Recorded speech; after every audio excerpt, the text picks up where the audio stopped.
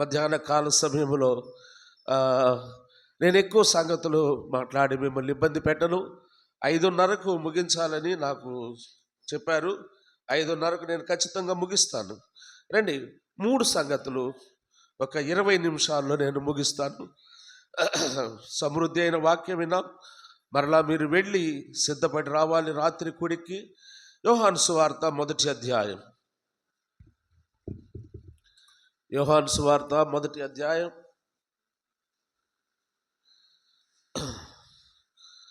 మనం ఇందాక చదువుకున్న మాటలు 2-3 మాటలకు నా ఆంధ్రేయ జీవితంలో 2-3 మాటలు జ్ఞాపకం చేసుకొని మనం ముగించుకుందాం. యోహాను సువార్త 1వ అధ్యాయం 35వ వచనం నుండి కొన్ని వచనాలు మనం చదువుకుందాం.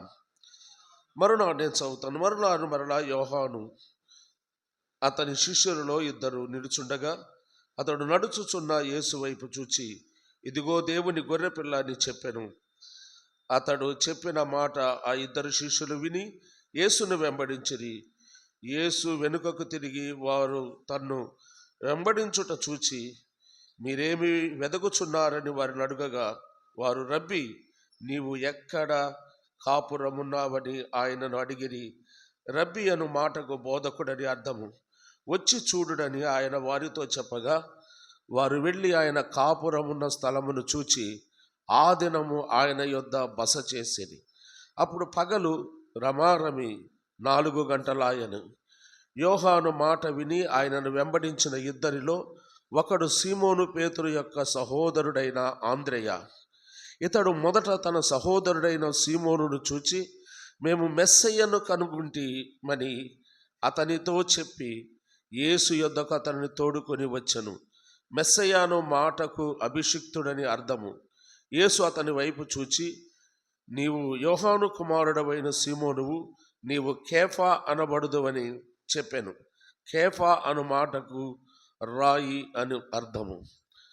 ప్రభునందు పిల్లరా, మనం చదువుకున్న ఈ వచన భాగాలన్నీ ధ్యానం చేసుకోవడానికి మనం సమయం చాలదు. కానీ ఉదయం 3 సంగతులు ఆంద్రేయ జీవితంలో నుంచి మనం జ్ఞాపకం చేసుకున్నాం.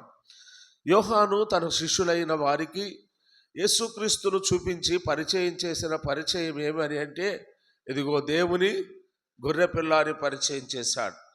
దేవుని గొర్రెపిల్లాని పరిచయం చేసినప్పుడు యోహానును విడిచి వారు యేసును వెంబడించడం ప్రారంభించారు. యోహానును విడిచి యేసును వెంబడించాలి. యేసును వెంబడించాలి అంటే ఏదో ఒకటి విడిచిపెట్టాలి. నువ్వు విడిచిపెట్టకుండా యేసును వెంబడించలేవు. ఏం విడిచిపెట్టాలి అంటే, అక్కడ యోహాను అనే కాంటెస్ట్లో ఉన్నప్పటికీ కూడా మనం ఏం విడిచిపెట్టాలి అంటే లోకాన్ని విడిచిపెట్టాలి. అప్పుడు దాకా మనం దేన్నైతే వెంబడిస్తున్నామో దాన్ని విడిచిపెట్టాలి. పాపాన్ని విడిచిపెట్టాలి. అవును కదా, సాతానుని, లోకాన్ని, పాపాన్ని, చీకటినే కదా మనం వెంబడిస్తుంది. కాబట్టి వాటిని విడిచిపెట్టి మనము యేసును వెంబడించే వారంగా ఉండాలి. విడిచిపెట్టకుండా వెంబడిస్తే దానివల్ల ప్రయోజనము లేదు. అందుకే యోబు గ్రంథములో ఉంటాడు కదా, చెడుతనమును విసర్జించిన వాడు అనే మాట. అతడు నీతిమంతుడు, చెడుతనమును విసర్జించిన వాడు. పాపాన్ని విడిచిపెట్టి ప్రభువును వెంబడించడం, అదే రక్షణ అనుభవం అని మనం చూసాం. రెండవదిగా వెంబడిస్తున్న ఆంద్రేయను మనం చూస్తున్నాం. వెంబడించడం అంటే ఆయన అడుగుజాడల్లో అడుగులు వేయడం. ఆయన కదండి నడిపిస్తున్నప్పుడు ఆయనతో పాటు నడవడం, ఆయన నడకను చూస్తూ, ఆయన అడుగులు చూస్తూ, అడుగుజాడను మన కొరకు ఉంచి వెళ్ళాడన్నాడు. ఆ అడుగుజాడల్లో మనం నడుస్తూ ఉన్నప్పుడు ఆయన గుణలక్షణాలు మనకు అర్థమవుతాయి. ఆయన ఎవరో మనకు అర్థమవుతాయి. ఆయన వెంబడి నడుస్తున్నప్పుడే అర్థం చేసుకున్నారు ఆయన బోధకుడు అని. బోధ ఏం చేయలేదు అక్కడ, కేవలం నడుస్తున్నాడు. అంటే యేసుక్రీస్తు యొక్క నడక వారికి బోధలాగా ఉంది. అలాగే రక్షించబడిన దేవుని పిల్లలమైన మనం, మన విశ్వాస యాత్ర, మన సాక్ష్య జీవితం, మన ప్రవర్తన అనేకులకు బోధగా ఉండాలి. మనము నోరు తెరిచి బోధించని అవసరం లేదు. నోరు తెరవకుండా అనేక సార్లు క్రొత్త నిబంధన సువార్తలలో, మత్తయి, మార్కు, లూకా, యోహాను సువార్తల్లో ఒక పదం చాలాసార్లు మనకు కనబడుతుంది. ఏంటి అంటే, ఆయన నోరు తెరిచి బోధింపసాగాను అనే మాట ఉంటుంది. మీరు గమనించి ఉంటారు కదా, సువార్తల్లో ఎక్కువగా ఈ మాట రాశారు సువార్తలు. ఏంటంటే, ఆయన నోరు తెరచి, మీరేంది కళ్ళు మూసుకొని ఉంటారు? కళ్ళు తెరచే కాదు, కళ్ళు తెరవండి. ఆయన నోరు తెరచి బోధింపసాగారు అని రాసింది. చిన్నప్పటి నుంచి నాకు అనుమానం ఏంటంటే, నోరు తెరవకుండా ఎట్ట బోధిస్తారు? ఏంది ఆ మాట, పిచ్చి మాట అనుకునేవాడిని. నోరు తెరిచి బోధింపసాగానంటే నోరు తెరవకుండా ఎవరన్నా బోధిస్తారా? ఇప్పుడు వాళ్ళిద్దరు బోధించారు, నోరు తెరవకుండా బోధించారా? నేను నోరు తెరవకుండా బోధిస్తున్నానా? నోరు తెరవచ్చి బోధింపసాగాను అని యేసుక్రీస్తుని గురించి రాసేబడింది అంటే దాని అర్థం ఏంటి అంటే ఆయన నోరు తెరవకుండా కూడా బోధించగలడు. ఆయన మౌనముతో కూడా బోధించగలడు. ఆయన జీవితంతో బోధించగలడు. ఆయన యొక్క గుణలక్షణాలు మనకు బోధగా ఉంటాయి. ఆయన వ్యక్తిత్వం, ఆయన యొక్క ఔన్నత్యం అన్నీ కూడా మనకు బోధే. ఆయన నోరు తెరవకుండా బోధించిన సందర్భాలు లేకపోలేదు కదండి. యేసుక్రీస్తు ప్రభువారు శిలువ మ్రాను మీద వేలాడుతూ ఉన్నప్పుడు, ఇద్దరు దొంగల మధ్య ఉన్నప్పుడు ఒక దొంగ నిందించాడు. ఇద్దరు దొంగలు మొదట ఆయన్ను నిందించారు. అప్పుడు ఏమైనా నోరు తెరిచాడు? ఆయన తెరిచాడా? ఏం మాట్లాడలేదు. ఆఖరికి యేసు వైపు చూశాడు ఒకడు. ఇద్దరు తిడుతున్నారు ఆయన్ని. కుడివైపున ఉన్న దొంగ తీక్షణంగా ఆయన ముఖం వైపు చూశాడు. అక్కడ మీరు గమనించండి, వాడు యేసు వైపు చూచి, యేసు నీ రాజ్యముతో వచ్చినప్పుడు నన్ను, ఆయన వైపు చూస్తూ ఉంటే నోరేం తెరవలేదు యేసుక్రీస్తు ప్రభువారు. అక్కడేం బోధించలా. కొండ మీద చేసిన ప్రసంగం లాగా కలువరి కొండ మీద ఏం ప్రసంగం చేయలేదు ఆయన. ఆయన నోరు తెరవకుండా ఉండగా ఆయన వైపు చూశాడంతే. ఆయన చూస్తూ ఉండగా వీడికి ఏమర్థమైంది? ఈయన దేవుడు, యేసు అనగా రక్షకుడు. ఈయన రక్షకుడు. ఈయన ఒక రాజ్యం ఉంది, ఆయన ఆ రాజ్యముతో రాబోతున్నాడన్న సంగతి నోరు తెరవకుండానే బోధించాడు సిలువలో. అలాగూ ఈయన నోరు తెరవకుండా బోధించిన వాడు ఆయన నడక ద్వారా. కాబట్టి వెంబడించిన ఆంద్రేయ, రక్షించబడిన దేవుని పిల్లలమైన మనం ఆయన వెంబడిస్తూ ఉంటే అనేక సంగతులు మనం నేర్చుకోగలం. ఆయన అడుగుజాడల్లో మనం ముందుకు సాగుతుంటే అనేక ఆత్మీయ బోధలు మనం నేర్చుకోగలం.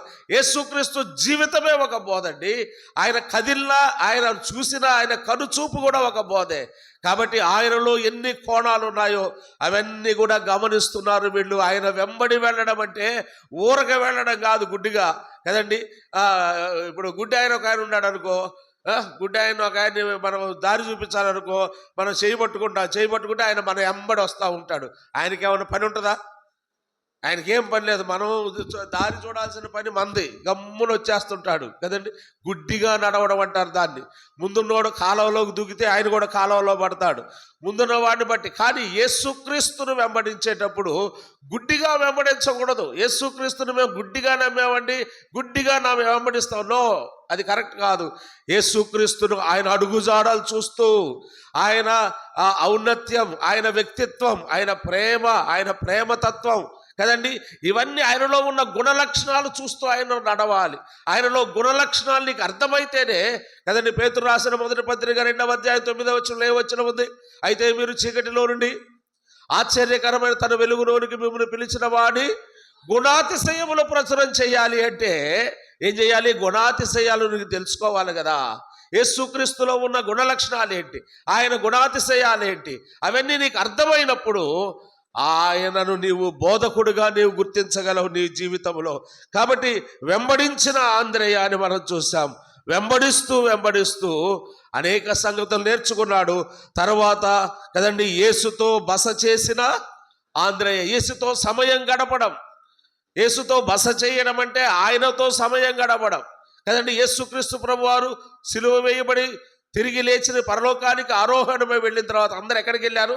మేడగదిలోనికి వెళ్ళారు కదండి. మేడగదిలోనికి వెళ్ళి 10 దినాలు పరిశుద్ధాత్మ దేవుని కొరకు కనిపెట్టి ప్రార్థన చేస్తూ ఉండగా 40వ రోజు పరిశుద్ధాత్మ దేవుడు అంటే 50వ రోజు అంటే యేసుక్రీస్తు తిరిగి లేచిన తర్వాత 40 రోజులు తను కనపరుచుకున్నాడు.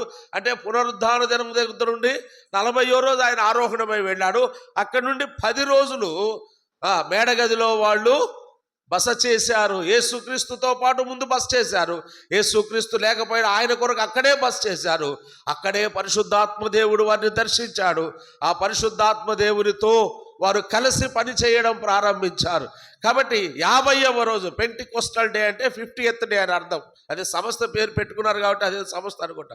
50వ రోజు పరిశుద్ధాత్మ దేవుడు భూమి మీదకి దిగి వచ్చాడు. ఇప్పుడు పరిశుద్ధాత్మ దేవునితో కలిసి పని చేయడం కుమారుడైన యేసుక్రీస్తుతో కలిసి జీవించారు, తర్బీదు పొందారు. ఇప్పుడు పని ఎవరితో చేస్తున్నారు? ట్రైనింగ్ అయిపోయింది కుమారునితో, ఆయన వెళ్ళిపోయాడు. ఇప్పుడు పరిశుద్ధాత్మ దేవునితో కలిసి పని చేస్తున్నారు. ఈ మధ్యలో బస చేస్తున్న మేడగది అనుభవాన్ని మనం చూడాలి. ఆ మేడగదిలో వారు బస చేశారు. శిష్యులు, కొంతమంది స్త్రీలు చూడండి, అపోస్తుల కార్యం 1వ అధ్యాయం 14వ వచనం. ఎవరెవరు ఉన్నారు అక్కడ?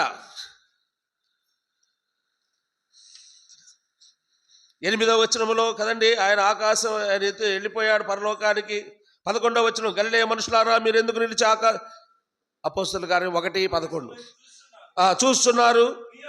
నేను చదువుతాను. మీ యొద్ద నుండి పరలోకమునకు చేర్చుకొనబడిన ఈ యేసే ఏ రీతిగా పరలోకమునకు వెళ్ళుట మీరు చూచితురు, ఆ రీతిగానే ఆయన తిరిగి వచ్చిన వారితో చెప్పిరి. అప్పుడు వారు ఒలీవలనబడిన కొండ నుండి యెరూషలేముకు తిరిగి వెళ్ళిరి. అక్కడ కొండ యెరూషలేమునకు విశ్రాంతి నడవదగినంత సమీపమున ఉన్నది.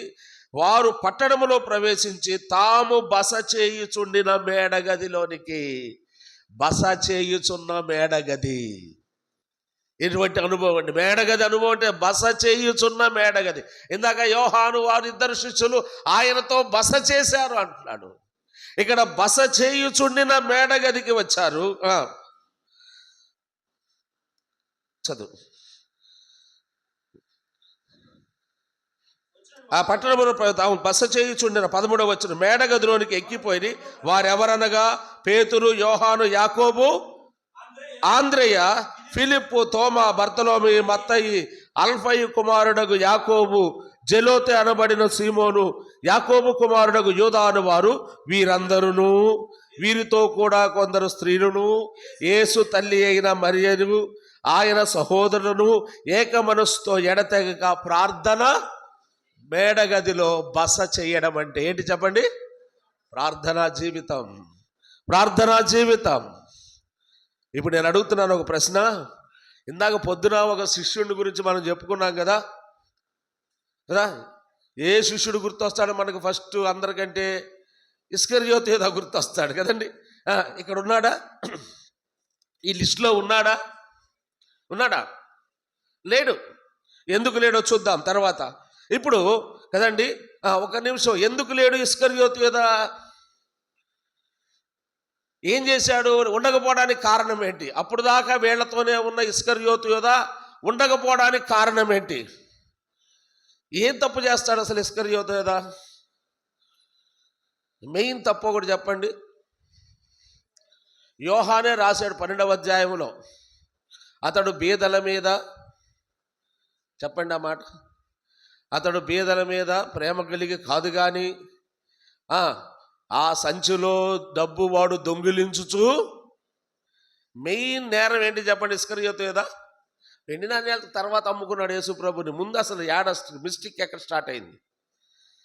ఏముంటుంది ఇస్కరియోతు యూదా దగ్గర? చెప్పండి. యేసుక్రీస్తు 12 మంది శిష్యులు, యేసుక్రీస్తు ఒక సంఘం అనుకోండి. ఈ సంఘం డబ్బంతా ఎవరి కాడ ఉంటుంది చెప్పండి? ఇస్కరియోతు యూదా దగ్గర ఉంటుంది. ఈడేం చేస్తున్నాడంట? దాంట్లో దొంగిలిస్తూ వచ్చాడు. ఎంత దొంగిలిచ్చాడు? ఒకసారి పేపర్లో పడింది న్యూస్. 2019వ సంవత్సరం ఒక సంఘ పెద్ద, మార్చి నెల అనుకుంటాను, 2019వ సంవత్సరం మార్చి నెలలో ఒక సంఘ పెద్ద సంఘము నుండి 1,74,000 రూపాయలు దొంగతనం చేసుకుని వెళ్ళాడు ఇస్కరియోతు యూదా లాగా. పేపర్లో చూశాను న్యూస్ ఒకసారి. నాకు ఆదావన్న చెప్పాడు, మన దర్శి ఆదావన్నే, ప్రభు సన్నిధిలో ఉన్నాడు. 2019వ సంవత్సరం కదండి. ఇస్కరియోతు యూదా అనుకుని నమ్మకస్తుడని డబ్బు సంచి అప్పగిస్తే అంకె కూడా ఆదావన్నే చెప్పాడు నాకు. ఎంత? ఒకసారి చెప్పండి ఎంతో? 1,74,000 రూపాయలు దేవుని సొమ్ము తీసుకొని సంఘము నుంచి ఉడాయించి వెళ్ళిపోయాడు ఇస్కరియోతు యూదా లాగా. ఏమయ్యాడు ఆఖరికి ఇస్కరియోతు యూదా? వాడు ఉరి పెట్టుకొని దేవుని సొమ్ముతో ఆట్లాడేవాళ్ళు బయలుదేరారు. దేవుని సొమ్ముతో చెలగాటం ఆడేవాళ్ళు బయలుదేరారు. దేవుని సొమ్ము దొంగిలించుకొని వెళ్ళేవాళ్ళు బయలుదేరారు. బయట దొంగలు చాలా మేలు. బయట లోకములో ఉన్న గజ దొంగలు ఇళ్ల మీద పడి దోపిడీలు చేసేవాళ్ళు, ఏటీఎంలు దొంగతనం చేసేవాళ్ళు, పేకలు కోసి డబ్బులు తీసుకెళ్లే వాళ్ళు చాలా బెటర్. వాళ్ళు దేవుని నమ్మని వాళ్ళు, దేవుని ఎరుగని వారు, దేవుని వెంబడించని వారు, దేవుని నమ్మిన వారు, దేవుని ఎరిగిన వారై ఉన్నవారు. దేవుని సొమ్ము తీసుకొని వెళ్ళడం ఎంత నేరం. నువ్వు ఇష్టం లేకపోతే అక్కడ పెట్టేసి వెళ్ళిపోవాలా. నీ సొమ్ము కాదు కదా అది. ఇష్టం లేకపోతే అక్కడ పెట్టేసి వెళ్ళాలి. నీ సొమ్ము కాదు, నీ అబ్బ సొమ్ము కాదు అది. ఎవరి సొమ్ము అది? దేవుని సొమ్ము. కొద్ది కొద్దిగా అప్పుడప్పుడు దొంగిలించే వాడికే ఈ గతి పెడితే మొత్తం 1,74,000 రూపాయలు తీసుకొని పోయిన వాళ్ళకి ఏ గతి పట్టుద్దో ఒక్కసారి ఊహించండి, ఆలోచించండి. ఈ వార్త నాకు ఆదామన్నే చెప్పాడు. వీళ్ళలో ఉండవలసిన వాడు కాదా ఇస్కరియోతు యూదా? ఇస్కరియోతు యూదా అపోస్తలుడా కాదా? చెప్పండి, అపోస్తలుడా కాదా? ఎస్, దేవుడే చెప్పాడు, యూదా నిన్ను అపోస్తలుడుగా ఉండడానికి నేను పిలిచాను అన్నాడు. నిన్ను అపోస్తలుడుగా ఉండడానికి నేను పిలిచాను అన్నాడు. పిలిచి అపోస్తలత్వాన్ని ఇచ్చాడు. ఎవరు మిగతా 11 మంది శిష్యులు ఎవరు అంగీకరించలేదు. ఇస్కరియోతు యూదాకు ఆ అపోస్తలత్వాన్ని ఇవ్వడానికి అంగీకరించకపోతే యేసు ప్రభు వారు ప్రేమ కలిగిన వాడు, ఎందుకంటే తన గోత్రానికి చెందిన వాడని. ఎందుకు ఇచ్చాడు? మిగతా 11 మంది గలిలయ ప్రాంతానికి చెందిన వారు. ఇస్కరియోతు యూదా ఒక్కడు ఏ గోత్రం? యేసుక్రీస్తు ఏ గోత్రములో అయితే పుట్టాడో అదే గోత్రానికి చెందిన వాడని ఆ ప్రేమతో, ఆ రక్త సంబంధంతో ఇస్కరియోతు యూదాను పిలిచి కదండి ఏమిచ్చాడు? ఒక బాధ్యత అప్పగిస్తే సంఘములో ఇస్కరియోతు యూదా చేసిన పని కదండి. ఇస్కరియోతు యూదా ఎంత మంచోడంటే, ఇంకో మాట చెప్తారు, ఈ ఇస్కరియోతు యూదా ఎంత మంచోడంటే తీసుకున్నాక బయటికి వెళ్ళాడు, డబ్బు దొంగిలించాడు, వెండి నాణ్యాలకు అమ్ముకున్నాడు యేసు ప్రభువుని. కొంత అయినా పశ్చాత్తాపైన వచ్చింది ఇస్కరియోతు యూదాకి. వచ్చి ఎక్కడికి వెళ్ళాడు? ఆ దేవాలయం దగ్గరికి వెళ్ళాడు. అయ్యా, ఈ 30 వెండి నాణ్యాలు నాకు వద్దు, నేను అపరాధం చేశాను అని అక్కడికి వెళ్ళాడు. వాళ్ళు కూడా తిరస్కరించారు వీడిని. 30 వెండి అని అక్కడే ఇసిరి పారేసి, నాకొద్దు, ఈ భయంకరమైన వేదన, ఈ భయంకరమైన దీనివల్ల వచ్చే ఆ ఉగ్రత నా మీద, నా కుటుంబం మీద ఉంటుందని భయముతో వాటిని అక్కడ పడేసి పోయి ఉరిపెట్టుకొని చచ్చాడు. కానీ 2019వ సంవత్సరం మార్చిలో సంఘములో దొంగతనం చేసిన ఇస్కరియోతు యూదా వాటిని దోపుడు సొమ్ములాగా మిగతా వాళ్ళు కూడా పిలిచి పంచుతున్నాడు. ఆ పంచే కాడక మనం కూడా వెళ్ళి లైన్లో నుంచుంటున్నాం, ఆ చేతుల మీదుగా తీసుకోవడానికి పావలా బేడ. అప్పుడు శిక్ష ఎవరికి వస్తుంది? అందరికి వస్తుందా? రాదా? ఇస్కరియోతు యూదా ఒక్కడికే వచ్చింది శిక్ష. దోపుడు సొమ్ము పంచుకునే వాళ్ళందరూ ఇస్కరియోతు యూదా దగ్గరికి చేరుతున్నారు కదా. వీడు ఎక్కడి నుంచి తెచ్చాడు ఈ డబ్బు అని అవసరం లేదు. వీడు ఒక చోట సంఘములో దొంగతనం చేసుకొని వచ్చాడు ఈ డబ్బు. 1,74,000 తీసుకొచ్చి మనల్ని పిలిచి మనకిస్తుంటే మనం ఆనందంగా తీసుకుంటావు. తరతరాలు అనుభవించాల్సి వస్తుంది ఆ శిక్ష. మనము మన కుటుంబాలు జాగ్రత్త వహించాలి. మన పిల్లల తరానికి కూడా శాపాన్ని అందించి వెళ్ళబోతున్నాం. ఇస్కరియోతు యూదా ఇక్కడ ఉండవలసిన వాడు కాదా? నేను అడుగుతున్నాను, యేసుక్రీస్తు పరలోకానికి ఆరోహణమై వెళ్ళిన తర్వాత శిష్యులలో కాస్త చదువుకున్నవాడు, కాస్త జ్ఞానం కలిగిన వాడు కదండి. వీళ్ళందరికంటే చదువు ఉన్నవాడా కాదా? మీరు చెప్పండి, చదువు ఉన్నవాడా కాదా? 2019లో దొంగతనం చేసిన దొంగ కూడా కాస్త చదువు ఉంది, చదువు ఉందని అప్పగిచ్చారు. ఒకవేళ యేసు ప్రభు వారు పరలోకానికి ఆరోహణమై వెళ్ళిన తర్వాత 3 సార్లు అబద్ధమాడిన పేతురు పశ్చాత్తాపడి ప్రభు సన్నిధికి వచ్చి పేతురును వాడుకున్నాడా? వాడుకోలేదు. దేవుడు అద్భుతంగా వాడుకున్నాడు. నేను అడుగుతున్నాను, ఇస్కరియోతు యూదాను వాడుకునేవాడా? వాడుకోడా? దేవుడు ఈ సంఘములో ఉన్న లేమికి ఎంతగా వాడబడేవాళ్ళండి. ఎంత బాధ్యతలు ఉన్నాయి వారికి. తుచ్చమైన ఆలోచనలు కలిగి నిష్క్రమించుకోవడం జరిగింది. ఇస్కరియోతు యూదా లేకపోవడం ఈ వచ్చిన భాగంలో ఎంత బాధ. ఈ మధ్యాహ్న కాల సమయంలో ఇస్కరియోతు లాంటి వారు మనలో ఎవరైనా ఉన్నారా? ఒకసారి పరిశీలన చేసుకుందాం, ఒకసారి పరీక్షించుకుందాం. తమిళనాడులో మదురై ప్రాంతంలో జ్ఞానవేల్ పెరంబదూరు పెరంబలూరు, జ్ఞానవేల్ 2013 సంవత్సరం అనుకుంటారు, 2009 సంవత్సరం తమిళనాడులో జ్ఞానవేల్ బ్రదర్ అని ఒక దైవ సేవకుడు, ఆయన నేను ఆహ్వానించాను అద్దంకి మీటింగులకి. ఆహ్వానించినప్పుడు 2 దినాలు సభలు చేసి, దైవాలరావు ఊర్లో కూడా ఒకరోజు సభ చేసి, బొడ్డువానిపాలెంలో సభ చేసి, ఆయన తిరిగా ట్రైన్ ఎక్కించడానికి నేను ఒంగోలు వెళ్ళాను. ఆయన ట్రైన్ ఎక్కించడానికి, ట్రైన్ ఎక్కిస్తూ ఉన్నప్పుడు అప్పుడే నేను క్రొత్తగా ఇంకా నేను సంవత్సరం అయింది దేవుని సేవకు సమర్పించుకొని, ఆ బ్రదర్ నన్ను ఒక ప్రశ్న అడిగాడు, మీ సంఘములో డబ్బు ఎంత ఉంది అని అడిగాడు. మీ సంఘములో డబ్బు ఎంత ఉంది అని అడిగాడు. అడిగితే ఆయన అడిగినప్పుడు మా సంఘంలో 60,000 70,000 ఉన్నాయి అంతే. నేను సిగ్గుపడ్డాను. అది తక్కువ అమౌంట్ కదా, ఆయన ఏమన్నా అంటాడేమో, ఇంతేనా మీ సంఘంలో ఉంది అంటాడే. జస్ట్ 60 or 70,000 బ్రదర్ అన్నారు. 60,000 70,000 ఉన్నట్టుంది బ్రదర్ అన్నాడు. అనగానే వెంటనే అన్నాడు, అయితే మీది పనిచేసే సంఘం అన్నాడు. Your assembly is working assembly అన్నాడు. పనిచేసే సంఘములో డబ్బు నిలవ ఉంటుందా? ఉండదు.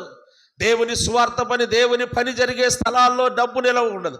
అప్పుడు అన్నాడు, ఎక్కువ డబ్బు నిలవ చేయొద్దు సంఘములో. ఎక్కువ డబ్బు నిలవ చేస్తే సంఘములో ఇస్కరియోతు యూదాలు పుట్టుకొస్తారన్నాడు. వాళ్ళు బయట నుంచి ఎక్కడి నుంచో రారు ఇస్కరియోతు యూదాలు. శిష్యులలో ఒకడే కదా ఇస్కరియోతు యూదా, బయట నుంచి వచ్చాడా?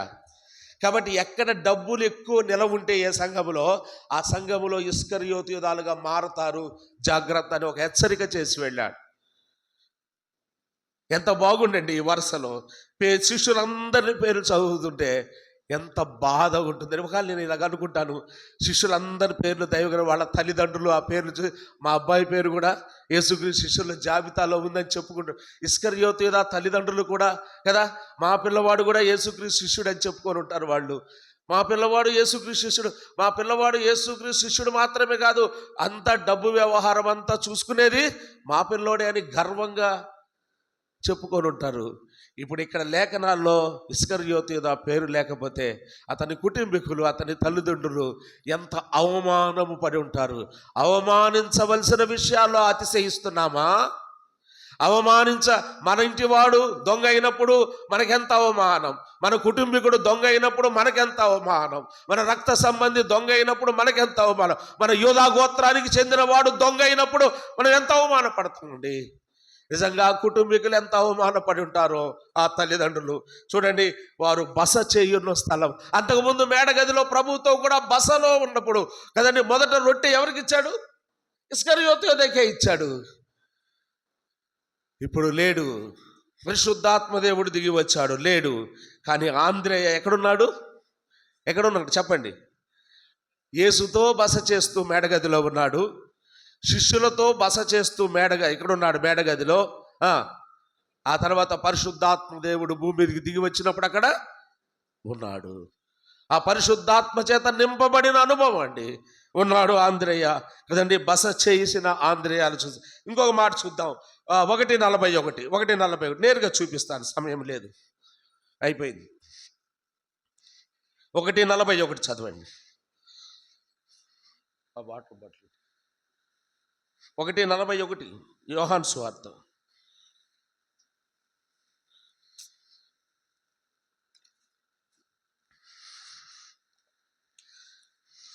అతడు మొదట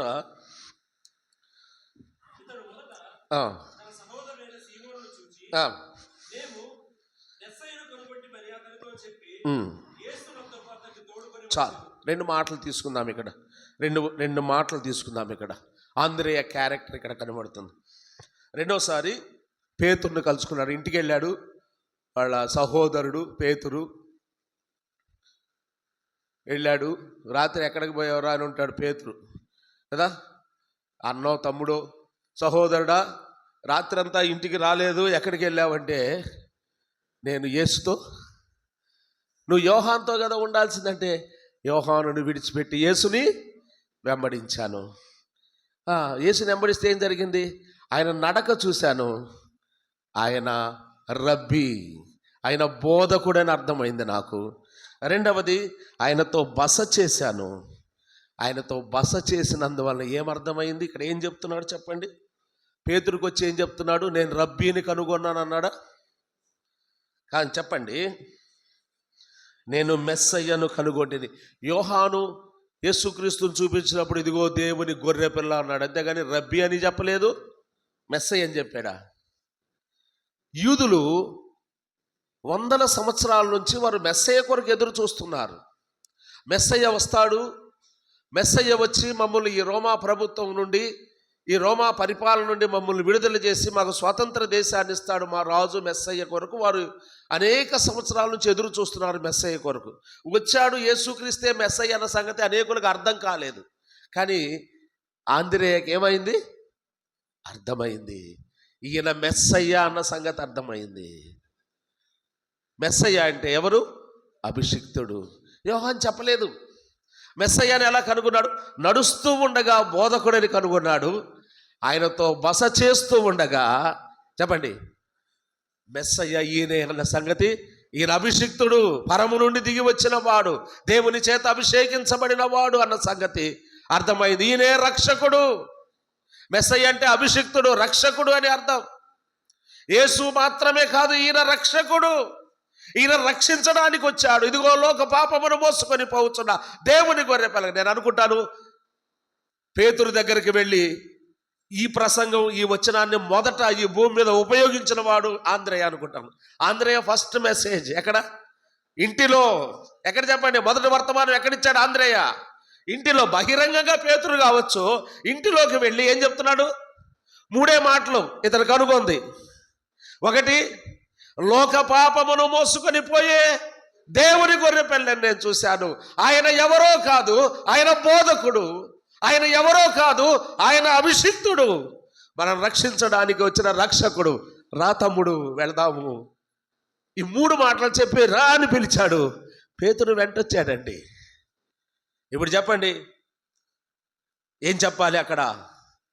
బస చేసినప్పుడు కదండి మెస్సయ్యగా గుర్తించాడు. ఇప్పుడు పేతురును తోడుకొని వస్తున్నాడు, పేతురును వెంటబెట్టుకొని వస్తున్నాడు. నేను అడుగుతున్నాను, నువ్వు నిజంగా బోధకుని నువ్వు గుర్తించగలిగితే, మెస్సయ్య ఎవరో, రక్షకుడు ఎవరో నీకు అర్థమైతే, నీవు ఎవరిని ఎంటబెట్టుకొని రాకుండా ఉండలేవు. ఈ సాయంకాలం సువార్త కూడిక జరగబోతుంది. ఎప్పుడైనా మనం ఎవరినైనా ఎంటబెట్టుకొని వచ్చావా? కదా, పెళ్ళికి పోవాలంటే ఎవరినో ఒకళ్ళని తోడు తీసుకెళ్తామా? చీర కొనటానికి వెళ్ళటానికి ఒక్కళ్ళే వెళ్తామా? పొర్రపాటును కూడా వెళ్ళాం కదా. చీర కొనడానికి ఒక్కళ్ళే ఎప్పుడు వెళ్ళాం, నలుగురిని తీసుకెళ్తాం. ఎందుకంటే 4-8 కళ్ళతో చూస్తే కానీ మంచిది సెలెక్ట్ కాదని. అంటే మనం ఒక్కళ్ళు సెలెక్ట్ చేస్తే బాగుండదే, నలుగురు ఐడియాలు కూడా తీసుకొని మంచి చీర సెలెక్ట్ చేసుకొని. మరి దేవుని మందిరానికి వచ్చేటప్పుడు ఎందుకు ఒంటరిగా వస్తున్నాం? ఎంతమందిని మనం ఎంటబెట్టుకొని వచ్చాం ఈ సంఘములోకి? ఆంద్రేయ పరిచర్య గొప్ప పరిచర్య. ఏం చేస్తాడు ఆంద్రేయ? తోడుకొని వచ్చేవాడు. పేతురును యేసు యొద్దకు తీసుకొని వచ్చినవాడు. ఆంద్రేయలో ఏ మార్పు కనపడకపోతే పేతురు వస్తాడా ఎంట చెప్పగలే? ఏదో మార్పు కనబడింది ఆంద్రేయలో. ఇంతకుముందు ఆంద్రేయకి, ఇప్పుడు యోహానును వెంబడిస్తున్నాం ఆంద్రేయకి, యేసును వెంబడించి యేసుతో నడిచి యేసుతో బస చేసిన ఆంద్రేయలో మార్పు కనబడింది. నీవు దేవుని సన్నిధిలో నీవు గడిపేవాడవైతే నీలో మార్పును చూడగలరు అనేకులు. నీలో ఉన్న మార్పే బోధ అనేకులు దేవుని యొద్దకు వస్తారు. తోడు వెంటబెట్టుకొని వస్తున్న ఆంద్రేయ. ఇంకొక వచనం కూడా ఉంది. యేసు 3 స్థలాల్లో ఆంద్రేయ ఒక ప్రత్యేకమైన పరిచర్య కలిగిన. యోహాను సువార్త 12వ అధ్యాయం 20-22 వచనాలు చూడండి. యోహాను సువార్త 12వ అధ్యాయం 20-22 వచనాలు త్వరగా. యోహాను 12:20 నుంచి చదువు. ఆ పండుగలో ఆరాధింప వచ్చిన వారిలో కొందరు గ్రీసు దేశస్థులు ఉండిరి. వారు గలిలయలోని బెత్సైదా వారైన ఫిలిప్పు నొద్దకు వచ్చి, అయ్యా, మేము యేసును చూడగోరుచున్నాము అతనితో చెప్పగా, ఫిలిప్పు వచ్చి ఆంద్రేయతో చెప్పాను. ఆంద్రేయ ఫిలిప్పు వచ్చి యేసుతో చెప్పిరి. అందుకు యేసు వారితో ఇట్లా, నేను చాలు మనకు కావాల్సింది మాట. ఇప్పుడు ఆ పండుగలో ఎవరు వచ్చారంటే కొందరు గ్రీసు దేశస్థులు కూడా వచ్చారు. ప్రభు వారి ఉద్దేశం ఏంటి? వారు యేసు ప్రభువును కలుద్దామని ఫిలిప్పు దగ్గరకు వచ్చారు. అయ్యా ఫిలిప్పు గారు, మమ్మల్ని కొంచెం యేసు ప్రభు దగ్గరికి తీసుకెళ్ళయ్యా అనగానే, ఫిలిప్పు రా, నేను ఎండబెట్టుకొని వెళ్తాను రా అని తీసుకెళ్ళాడా? ఫిలిప్ ఎవరి దగ్గరికి తీసుకెళ్తున్నాడు? ఫిలిప్పు యేసుక్రీస్తు శిష్యుల్లో ఒకడే, ఆంద్రేయ యేసుక్రీస్తు శిష్యుల్లో ఒకడే. డైరెక్ట్ యాక్సెస్ ఉందా లేదా దేవునితో వీళ్ళకి? ఏం ఫిలిప్పు తీసుకెళ్తే యాక్సెప్ట్ చేయడా దేవుడు? యాక్సెప్ట్ చేస్తాడు. కానీ ఫిలిప్ ఎవరి దగ్గరికి తీసుకెళ్తున్నాడు ఇతన్ని? ఈ గ్రీసు దేశస్తుల్ని ఆంద్రేయ దగ్గరికి. నేను అంటాను, ఫిలిప్ ఒకటి గ్రహించాడు కదా, యేసు దగ్గరకు తీసుకెళ్లే నేర్పరితనం, యేసు దగ్గరకు ఒక వ్యక్తిని ఎండబెట్టుకొని వెళ్ళాలన్నా, యేసు దగ్గరకు ఒక జనాంగాన్ని తీసుకొని వెళ్ళాలన్నా మోస్ట్ టాలెంటెడ్ ఎవరు? మా 12 మందిలో ఆంద్రేయ. ఆ 12 మందిలో కూడా తన వరాన్ని మిగతా వాళ్ళు గుర్తించారు. నేను అంటున్నాను, సహోదరుడా సహోదరి, నీకు ఏ వరం ఉందో నీ సంఘం నీ వరాన్ని గుర్తించాలి. బయట సంఘాలు కాదు నీ వరాన్ని గుర్తించేది, స్థానిక సంఘములో నీవు. బయట నీవు శిఖరాలు ఎక్కిన కుప్పగూలిపోతావు ఒకరోజు. బయట ఏదో గాలిపటంలాగా ఎగురుతున్నాను అనుకున్నావు, తాడు దిగిందంటే ఎక్కడికి పోతావో తెలియదు. నువ్వు నీ వరాన్ని గుర్తించాల్సింది ఎవరు? నీ స్థానిక సంఘం కదండి. ఆంద్రేయలో ఉన్న వరాన్ని గుర్తించి పేతురు వచ్చాడు ఇంట్లో నుంచి. 12 మంది శిష్యుల్లో కూడా ఫిలిప్పు నేరుగా తీసుకెళ్లకుండా, అయ్యా ఇదిగో ఆంద్రేయ గారు, వీళ్ళని గ్రీస్ దేశస్తులు వచ్చారు, వీళ్ళు యేసు ప్రభు దగ్గరికి తీసుకెళ్ళంటే ఫిలిప్పు కూడా అక్కడ ఏం చేశాడు? ఆంద్రేయ ఏం చేశాడు చూడండి, అక్కడ చాలా గమ్మత్తుగా ఉంటుంది. ఆంద్రేయ ఉండి, ఫిలిప్పు నేను చూసుకుంటాను, నేను వీళ్ళని యేసు ప్రభు దగ్గర తీసుకెళ్తానులే, నువ్వు అదిగో కుర్చీలు తీసి ఆ పని చూడు అన్నాడా? ఏం చేశాడు? ఫిలిప్పు నువ్వు కూడా ఉండు, ఇద్దరం కలిసి పని చేయడం అండి ఇది. శబాష్ ఫిలిప్, నువ్వు మంచిగా గుర్తించావు నన్ను. నాకే ఈ వరం ఉంది. శిష్యులు 11 మంది, 12 మందిలో యేసు యొద్దకు తీసుకువెళ్ళే వరం నాకే ఉందన్న సంగతి గుర్తించావు. మీకెవరికి టాలెంట్ లేదు, సరే నేనే తీసుకెళ్తాను అన్నాడా? ఫిలిప్ ఆగు, నువ్వు కూడా రా, ఇద్దరం కలిసి తనకున్న వరాన్ని ఇంకొకరికి నేర్పించడం. ఇదిగో ఇలా తీసుకెళ్ళాలయ్యా యేసు దగ్గరకని. యేసు దగ్గరకు గ్రీసు దేశస్తులను తీసుకొచ్చిన వాడు ఆంద్రేయ తోడుకొని వచ్చాడు. ఆంద్రేయ పరిచర్య ఏంటి? యేసు యొద్దకు మనుషులను తీసుకురావడం. ఇలా చెప్పుకుందాం, యేసు యొద్దకు తీసుకొని రావడం ఆంద్రేయ పరిచర్య. 5 రొట్టెలు 2 చేపలు యేసు ప్రభు దగ్గర తెచ్చింది ఎవరు?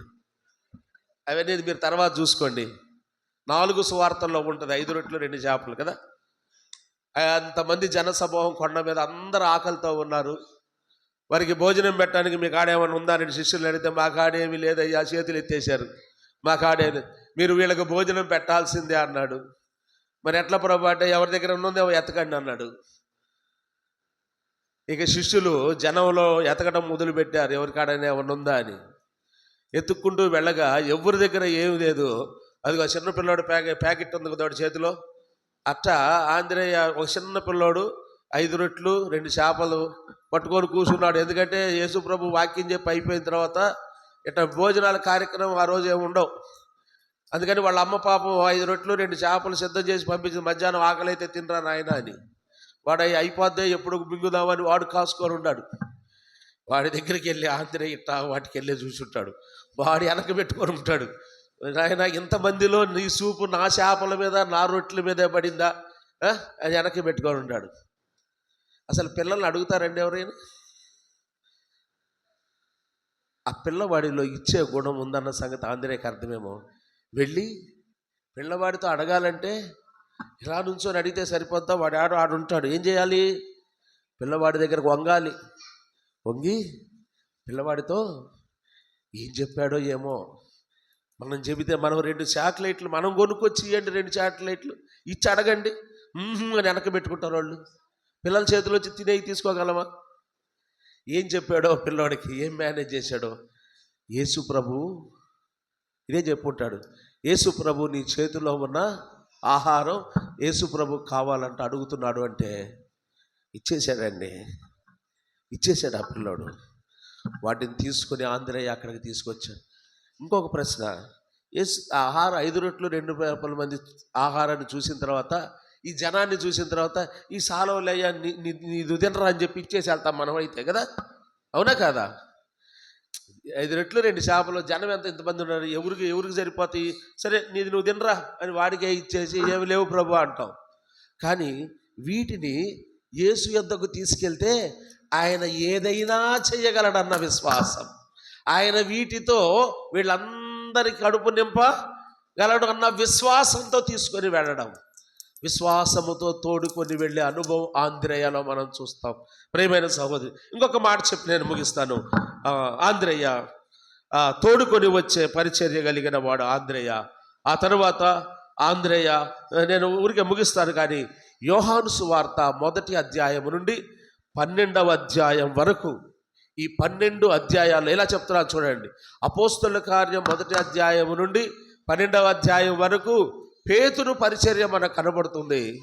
యోహాను సువార్త 1వ అధ్యాయము నుండి 12వ అధ్యాయం వరకు ఆంద్రేయ పరిచర్య మీకు కనబడుతుంది. ఆంద్రేయ పరిచర్య దేవుని యొద్దకు తీసుకొని వచ్చేవాడు. ఆ తర్వాత ఆంద్రేయ కదండి, ప్రార్థనలో ఉన్న అపోస్తలుల కార్యం 1:13 ప్రార్థనలో ఉన్న ఆంద్రేయ అని మనం చూస్తాం. ఆ తర్వాత ఆంద్రేయ చివరి ముగింపు హతసాక్షిగా ఎక్కడ, ఏ దేశానికి వెళ్ళాడు? తోమా మన ఇండియాకు వచ్చి ఇండియాలో చచ్చిపోయాడు. ఆంద్రేయ ఏ దేశానికి వెళ్ళాడు చెప్తారు ఎవరన్నా? ఇంగ్లాండ్ దేశానికి వెళ్ళాడు కదండి. ఇంగ్లాండ్ దేశానికి ఆంద్రేయ వెళ్ళి అక్కడ సువార్త ప్రకటిస్తూ ఉంటే అక్కడ దేవుని వ్యతిరేకించేవారు ఆంద్రేయాన్ని సిలువ వేసి చంపారంట. ఎలా సిలువ వేశారు? ఇంటు ఆకారంలో సిలువ, ఇలా ఆకారంలో 2 చేతులు ఇలాగ 2 కాళ్ళు ఇలాగ పెట్టి ఆంద్రేయను ఇంటు ఆకారంలో సిలువ వేసి చంపేశారు. అందుకే నేటికి ఇంగ్లాండ్ దేశ పతాకములో ఆంద్రేయ సిలువ సింబల్ ఉంటుంది చూడండి. ఇంగ్లాండ్ దేశం యొక్క జెండాలో ఆంద్రేయ సిలువ గుర్తు. ఆంద్రేయ దేవుని కొరకు హతసాక్షి అయ్యాడు. మనం దేవుని కొరకు ఏం చేస్తున్నాం, ఎలా జీవిస్తున్నాం, ఎలా ముందుకు సాగుతున్నాం, మనం పరీక్షించుకోవాల్సిన అవసరత ఎంతైనా ఉంది. రాత్రి సువార్త కూడెక్కు మనము ఎంతమందిని తీసుకొని వద్దాం. పోనీ మనం రాకుండా ఏం పోతావులేమ్మా, వర్షం వచ్చేటట్టుందని ఇంకా 4 ఆపేద్దామా? నేను పోదాం అనుకున్నా కానీ అంత వర్షంగా ఉంది, అందుకే పోవట్లేదని ఇంకొకరికి ఫోన్ చేస్తే చాలు, ఆ వెళ్ళే అమ్మ కూడా ఆగిపోద్ది కదా. మనం చేసే పనులు అయ్యే. మనం పోకపోతే ఇంకెవరన్నా పోతే మనం రాలేదన్న సంగతి బయటపడుద్దని 4 ఆపేస్తే ఏ బాధ ఉండదు. రాత్రి సువార్త కూడిక వర్షం వచ్చినా జరుగుద్ది, రాకపోయినా జరుగుద్ది. వర్షం వస్తే, వర్షం రాకపోతే బయట జరుగుద్ది, వర్షం వస్తే మందిరంలో జరుగుద్ది. దైవ సేవకులు ఎంతో ప్రయాసతో వచ్చారు. ఈ రాత్రి ఒకే వర్తమానం ఉంటుంది. సతీష్ బ్రదర్ గారు సువార్త అందిస్తారు.